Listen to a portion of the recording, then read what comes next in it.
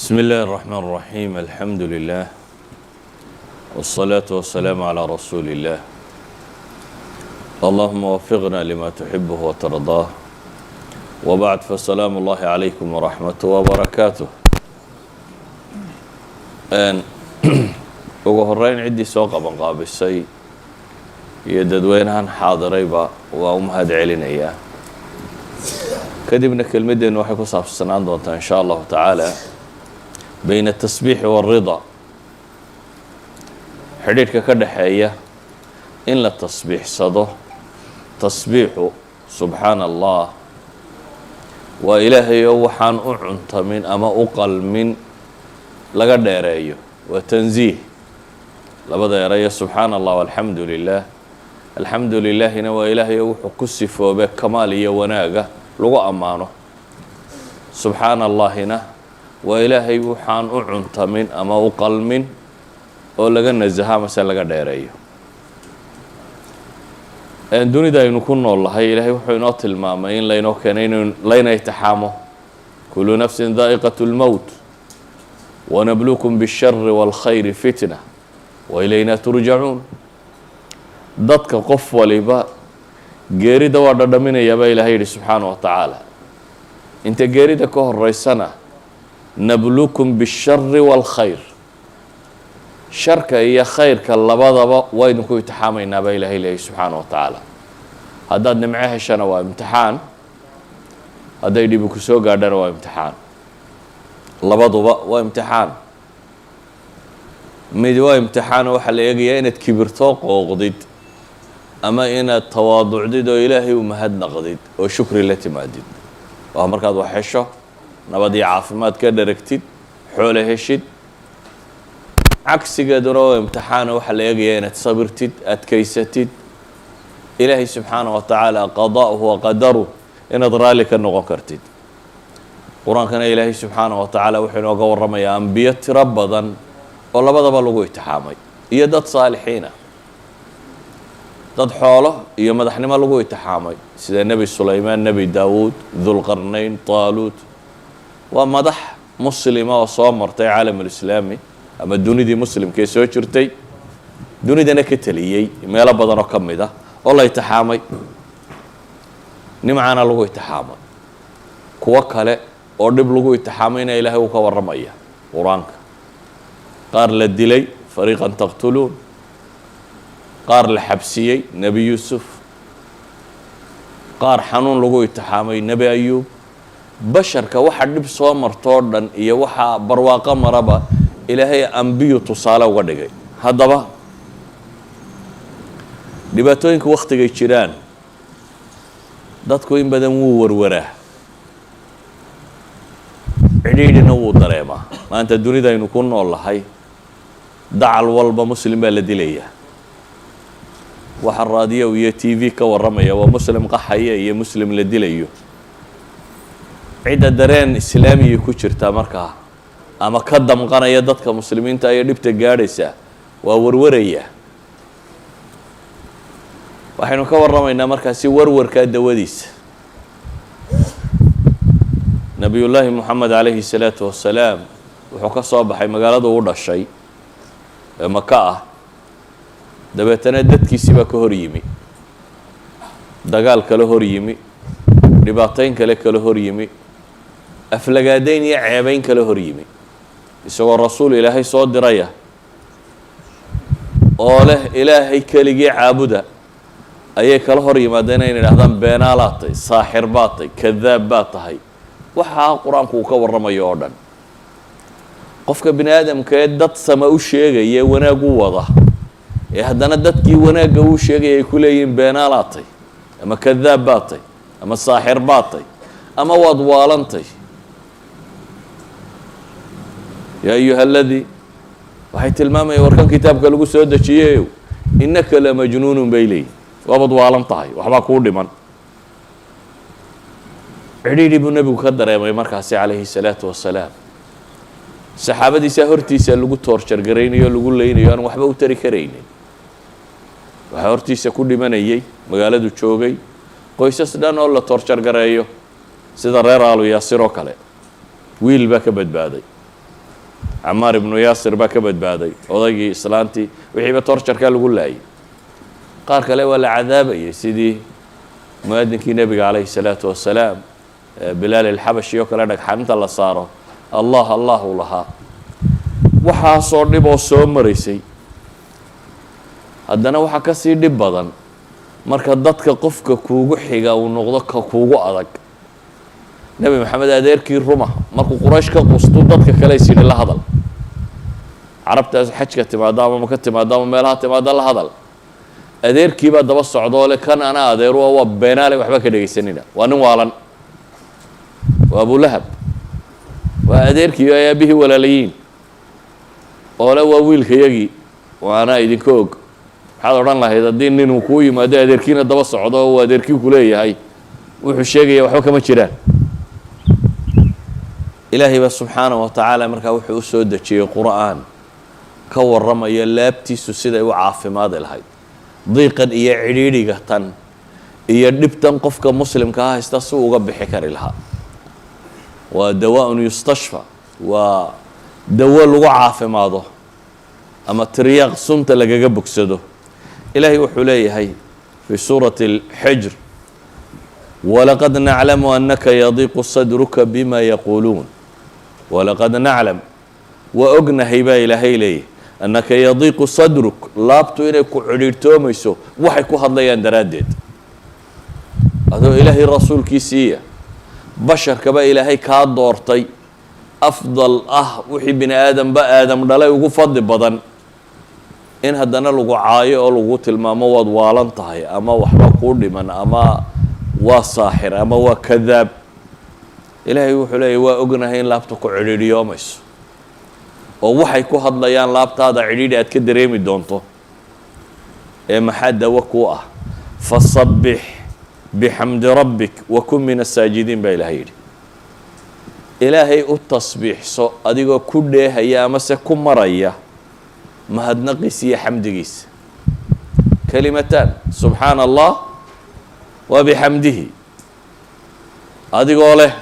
samee baa ilaahay yidhi oo wa kun min asaajidiin kuwa sujuudayana ka mid noqo labadan shay ee ilaahay uu tilmaamaya waxa weeyaan waa labada laabta caafimaadiye wax kasta oo cidhiidhiyo bini aadamka soo mara uu kaga bogsado haddii uu maxay dhadhan ay u samaynayaan hadduu yahay dadka salaada dhadhamiya tasbiixda dhadhaminaya qur-aan badan baa ilaahay soo dejiyo nebiga cidhiidhiga haysta uu ku tilmaamayo qad naclamu inahu layaxzunuka aladii yaquuluun falacalaka taarikun bacda ma yuuxaa ilayka wadaa'iqun bihi sadruka an yaquuluu lowlaa unzila calayhi kanz aw jaءa macahu malak falacalaka baakhicu nafsaka calى aahaarihim in lam yu'minuu bihada alxadiidi asafa lacalaka baakhicu nafsaka an laa yakunuu mu'miniin kula hadihi alaayaat ilaahay waxa kaga warramaya wuxuu kaga warramaya cidhiidhiga nebiga haystay calayhi salaatu wasalaam cidhiidhiga nebiga haystay iyo ceebtan siduu u necba iyo muslimkan la dhibayo iyo waxa lagu hadlayo iyo waxa dood laga dhiganayo muu lacag haysto iyo maa malaa'iga soo raacda iyo dadkaa rumayn waayey ilaahay wuxuu uga dhigay markaas amar lagu siiyey tasbiixso adigoo ku dheehaya xamdiga alle oo sujuud kaas baa tiryaaq u ah ama caafimaad u ah laabtaada iyo waxay ku hadlayaan oo dhabkaasaad kaga bogsanaysaa walidalik baa nebigu calayhi الsalaatu wasalaam marka arrini qabsato idaa xasabahu amrun badara ila الsalaa marka dhibi ku dhacdo waxa uu degdegi jiray nebigu calayhi الsalaatu wasalaam xagga salaada waxaana ilaahay qur-aanka ku tilmaamaya mas'aladaasiyo aada loogu boorinayo qur-aanka dhul badan kaga soo aroortay fasbir calaa maa yaquuluun wasabbix bixamdi rabbik qabla طuluuci الshamsi wa qabla اlguruub wa min alleyli fasabbixu waadbaara sujuud fii suurati qaaf ilahay wuxuu leeyahy sabir waxay ku hadlayaan oo ilaahay u tasbiixso adigoo ku dheehaya ilaahay mahadnaqiisa waagu intaanu beryin ama cadceedi soo bixin iyo inta aanay cadceedi dhicin iyo inta gabalku dhace habeena iyo wa adbaari sujuud salaadaha dabadood tasbiixda badi baa ilaahay leeyahy fasbir ina wacd allahi xaq واstغfir لذنبك وصبح بxمd ربka بالعشhiي والإبكار في sورة غافر وفي طور واصبر لحكم ربك فإنك بأعيننا وصبح بحمد ربك حين تقوم ومن الليل فسبحه وإدبار النجوم وفي سورة الإنسان فاصبر لحكم ربك ولا تطع منهم آثما أو كفورا واذكر اسم ربك بكرة وأصيلا ومن الليل فاسجد له وسبحه ليلا طويلا صور كاكلا قدسانا إن صوت المامنين دمانتود إلهي نبي محمد وحو فريا إنو صبره marka labaadna waxaa la farayaa inuu gargaarsado salaad iyo tasbiix salaad iyo tasbiix inuu gargaarsado taa macnaheedu waxa weeyaan cidhidhi kasta uu qofka bini aadamkii galo hadduu tasbiixda badiyo wuu ka caafimaadaya hadduu tasbiixda badiyo laabtiisu way caafimaadaysaa waana dawadii la siiyey nebi moxamed calayhi salaatu wasalaam ee loo tilmaamay inay tahay waxa uu ku caafimaadayo bale waa dawada kurbo oo dhan lagaga baxo balaayadu markay kugu habsato ilaahay qur-aanka wuxuu tilmaamaya wadannuuni id dahaba muqaadiba fadanna an lan naqdira calayhi fanaadaa fi ظulumaati an laa ilaaha ilaa ant subxaanaka inii kuntu min الظaalimiin nebiyullaahi yuunus baa ilaahay qur-aanka kaga warramaya oo markuu tolkii ka cadhooday ay waxba ka maqli waayeen intuu cadhooday ka tegey isagoo moodaya inaan loo qabsanaynin ilaahay wuxuu leeyahy subxaanahu wa tacaala waanu qabanay dabeetana waa kii doonta fuulay saynu wada naqaano doontii dabeetana laga tuuray ama ka dhacay dabeetana baddu liqday badda gudaheedii haddana nimiri sii liqay qof badi liqday awal bay badi ahayd ilaan geed la cuskadaana meelaad waxaad ku badbaadaa jirin iyadoo baddu ku liqday haddana hadduu nimiri afka ku geliyo calool nimiri buu galay markaasuu dhawaaqay baa ilaahay leeyahy subxaanahu wa tacaala an laa ilaaha ilaa anta subxaanaka inii kuntu min الظaalimiin fanaadaa fi ظulumaati antani waa mufasiradii waxa uu ku dhawaaqay waa maxay laa ilaaha ilaa anta subxaanaka inii kuntu min الظaalimiin ilaahay waad unba xaq lagugu caabudaa subxaanak xumaka hufnaantaade nasahnidaada iyo weynidaade inii kuntu min الظaalimiin waxaanaan ku jiraa ma aha ilaahu dulmi aadi dulmidaye waa aniga dulmigaygii buu leeyahy qofka mu'minkee dhabtahi wuxuu rumaysanyey ilaahay inuu yahay maxay laysa bidallaamin lilcabiid wax allaaliyo waxaad idinku jiraa inuu yahay fabima kasabat aydiikum wayacfu can kaiir wax allaaliyo waxaa mashaakil ku qabsadaa waxaad geysatay in wax ka midoo lagu horumariyey inay tay weliba in badanna inuu rabbi kaa dhaafay wayacfu can kaiir dadka badhna waa loo ururiyaa waxaasoo dhan oo naarta lagaga wada jaraa dadka badhna adduunka lagaga sii jaraa nebiyullaahi yuunus wuxuu ku dhawaaqayaa markaa meeshaan ku jiraiyo dhibta ay haysataa waa waxaan anigu geystay ilaahu dulmi aad adigu i dulmiday maaha ilaahu afcaashaada oo dhiyo dhammaanta xuma waad ka dheertahay subxaanak buu leeyahy ilaahay subxaanahu wa tacaala wuxuu inoogu jawaabayaa markaa wixii lagu badbaadiyey nebiyullaahi yuunus inuu yahay maxay tasbiixda ilaahay fii suurati saad ku tilmaamaya haddana falowlaa annahu kana min almusabixiin lalabitha fii baطnihi ilaa yowmi yubcahuun baa ilahay yidhi falowlaa annahu kana min almusabixiin haddii lala-yahay baa ilaahay leeyay markuu dunida joogay ama nabadda qabay ama caafimaadka qabay haddaanu ka mid ahayn kuwa tasbiixsada kuwa rabbi u tukadee tasbiixsada haddaanu ka mid ahayn lalabitha fii baطnihi ilaa yowmi yubcahuun halkaasaan ku ciqaabi lahaa baa ilaahay leeyay inta laga soo saarayo idan sababu najaati waxa uu ku badbaaday ee ilaahay subxaanahu wa tacaala ku badbaadiyey waa maxay waa inuu ahaa min almusabixiin idan kurbadaa lagu faydaa ayan kaanat kurbo ku haysato oo dhibaato ha noqoto oo jasadiya jidh ahaan kuu haysata ama ha noqoto mid laab ahaan ku haysato nafsiya psychologically problem ku haysta oo aad xamili kari lahayd oo qaadi kari lahday waxa lagaga badbaadaa inaad tasbiixdaada badisid bale qur-aanku wuxuu inoo tilmaamaya inuu xidhiir ka dhaxeeyo inshiraaxu sadriga qofku inuu farxo laabtiisu ballaadhato inuu ridaa dareemo iyo tasbiixda in xidhiir ka dhaxeeyo ilaahi subxaanaه wa tacaala nebiyullaahi moxamed wuxuu tilmaamay in laabtiisa loo sharxay alam nashrax laka sadrak nebi muuse waa ku ducaysanayay rabbi shrax lii sadrii wayasir lii amrii waxlul cuqdata min lisaani ilaahu laabtayda ii waasiciyo ii sharax cidhiidhi hay dareensiin ilaahay nebi moxamed wuxuu u tilmaamayaa markaa siduu laabta ugu sharxoomayso siday tay wa min waraa'ihina innaga fii suurati طaaha ilaahay wuxuu leeyahy faصbir calىa maa yaquuluun waصabix bixamdi rabbika qabla طuluuci الshamsi waqabla guruubiha wamin aanaaءi اlleyli faصabix waaطraafa الnahaari lacallaka tardaa baa ilaahay yidhi waxaa ilaahay leeyahy sabir oo tasbiixso oo tuko oo cibaadayso waagu intaanu beriyin iyo gobolku intaanu dhicin inta ka dhex leh iyo habeenka gobol ka mid ah iyo daclada maalintii wakhtiyada salaadaha iyo cibaadaadka la sameeyo o dhan aayadda waa soo hoosgelaya intaaba tasbiixsaa la yidhi maxaad helaysaa markaa lacallaka tardaa baa ilaahay yidhi kay tardaa si aad raalli ahaanshiye u heshid idan bayna alridaa watasbiix bay aayaddan isku xidhaysaa iyana qofku hadduu rabo cidhiidhiga nafeed inuu ka baxo warwarku inuu ka dego inuu ka mid yahay tasbiixdu waxa ay ku degto waana wax la faray qofka muslimkaa fii xayaatihi kulliha ama fii yowmihi wa leyli intaan cadceedi soo bixin intaan cadceedu dhicin habeenka gobol ka mida maalinta qeybteeda hore maalinta qeybteeda dambe intaba aayaddu waa tilmaamaysaa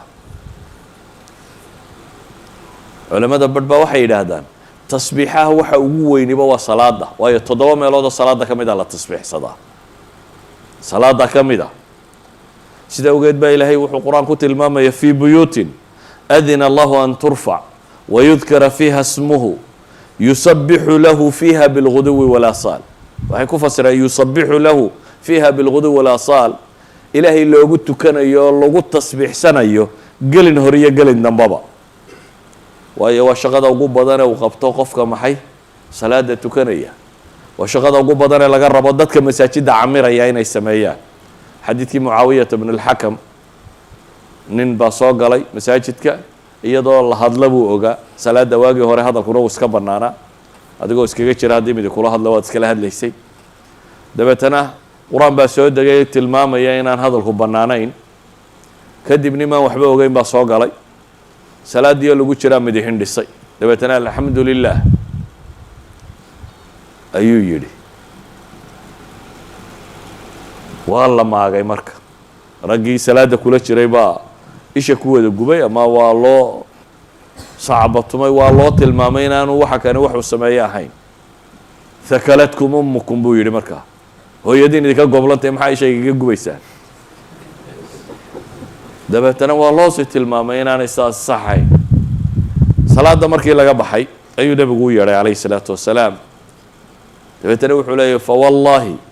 ima dagaalin oo ima weji tubin oo ima maagaynin qof wax sameeye igama dhigin weligay ma arag buu leeyahy macallin ka fiican nebi maxamed calayhi salaatu wasalaam intuu ii yeedhay buu wuxuu igu yidhi buu yidhi ina hadihi الصalaaة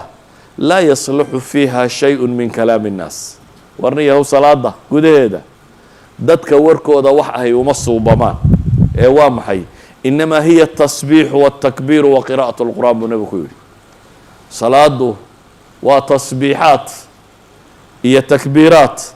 iyo qur-aan la akhriya buu nebigu ku yidhi calayhi الsalaatu wasalaam sidaa awgeed salaada waxaa ka mid ah allahu akbar markaad tidhaahdo tasbiixaad baa lagu furtaa subxaanaka allahuma bixamdik sowt kama mid ahaa tasbiixda lagu furto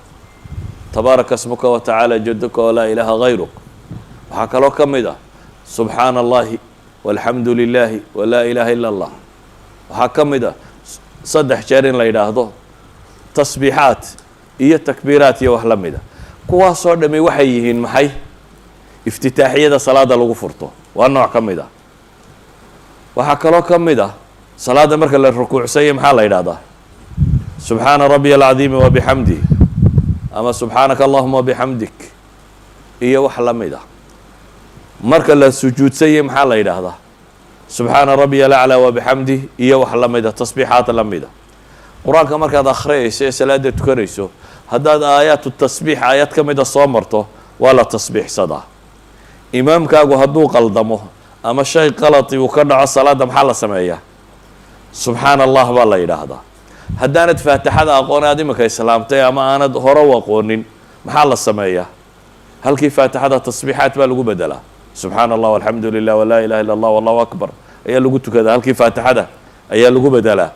waa 7 meelood bay yidhaahdaan culammadu iyo salaada ka mid a oo 7daba la tasbiixsado waxaan leenahay ma marka dhibtoo quraba tasbiixaadku maya cagsigana waa loo adeegsadaa bini aadamku hadduu nimco helo wuu kibraa nimcada bini aadamku kibir buu ka qaadaa ama tacajub iyo isla weyni dunida maanta aynu ku nool lahay maalmihii la guulaystay aad baa loo faanaa waddan waliba maalintuu madaxnimada qaatay ama xornimo qaatay ama kan qaatay maxaa la sameeyaa isticraad alquwa dowladda iyo dadku waxay xoog lahaayeen baarayd baa la maraa askar baa la mariyaa ciidamo dowladda xooggaday muujisaa bini aadamku inta badan afraaxda wuxuu ka dhigaa meel uu xooggiisa muujiyo ilaahay subxaanaه wa tacaala wuxuu barayaa nebiyullaahi moxamed calayhi الsalaatu wasalaam iyo wa min waraa'ihi اlmuslimuun markaad guulaysataan ama nimco heshaan ama badhaadhaysataan kibir ma jiro ee tawaadacu lilaah ilaahay baa idiin hiiliyeye ilaahay isu dhuldhiga saa daraaddeed baa ilaahay wuxuu u tilmaamayaa shaqada ugu fiicane la qabtaa inay tahay maxay tasbiix إida jaءa nasru اllahi wاlfatx wara'ayta الnaasa yadkhuluuna fi diin اllahi afwaaja markii hore waxaa la tilmaamayay markuu maka joogay ee jabay ee laga xoog batay ee la aqbali waayey ee cidhiidhigu haystay wuxuu samayn lahaa tasbiixsaa la yidhi markuu maka ku soo galay isagoo 8,000 oo askari wata oo reer maka isdhiibeen oo uu meesha oo dhan ka taliyey ee dowladda islaamiga calankeedu ballaadhay ee reerihii iyo qabaa'ilkii ka soo horjeeday wufuud ay bilaabeen reerin loogu yimaado reer walba isagoo odaygiisu hor kacayo ayaa ilaahay nebiga la hadlaya calayhi الsalaatu wasalaam iyo saxaabadii waxaa la leeyahay إida jaءa nasru اllah wاlfatx haddii ilaahay guushiisu idiin timaado iyo furashadiisu oo wara'ayta annaasa yadkhuluuna fi diin اllahi afwaaja oo aad aragto dadkoo diinta usoo gelaya koox koox awal midhmidh baa la la'aa maka qofkii islaamaa la tumayey iminkana waa koox koox iyo bulsho bulsho haddayd aragto dadkoo diinta saa u soo gelaya baa ilaahay yidhi maxay qabo ma faanfaan baa la yidhi oo kibir markaa oo sheego raganimadiina iyo xooggiina inaa ku meel marteen maya ilaahay wuxuu leeyahy markaana waxaa samaynaysaan fasabbix bixamdi rabbik wastakfirhu ilaahay subxaanahu wa tacaala u tasbiixso adigoo ku dheehaya mahadnaqiisa weliba dunuubtiinni ina ilaahay idiin qabanin iyo gaabiskaa diinta ka gaabiseenna istikfaar kala kaalaya baa ilaahay leeyahy